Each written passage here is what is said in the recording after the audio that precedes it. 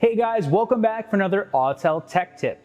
Today we're going to be talking about how to auto-VIN your vehicle with your MaxiSYS product. It's going to help you narrow down which car you're working with fastest way possible. Let's get started.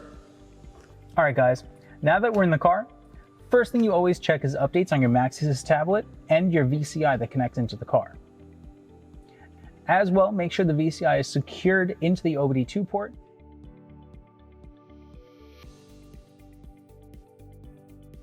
And the vehicle is on the key on, engine off position. From here, we're actually going to go into the vehicle now. In your diagnostic tab, you're going to find the auto VIN feature on the top left where the blue car button is. From there, you're going to drop down menu. Select the auto detect feature. That will pull the VIN from the vehicle and decode it from there.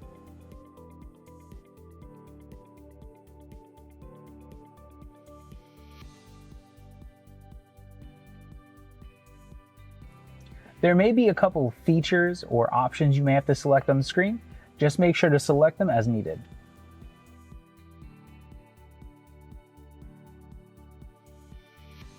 Now you're ready to scan your car.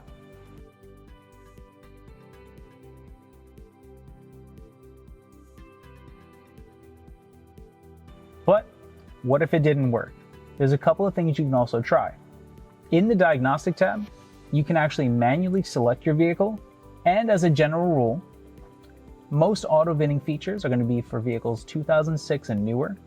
There are some older vehicles that have it, but it's mostly European coverage.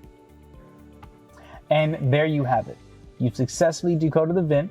If you do run into any problems, don't forget visit our website at www.autel.com. If you liked the video, don't forget to hit a like, subscribe to the channel for more helpful Autel Tech tips. Until next time, drive safe.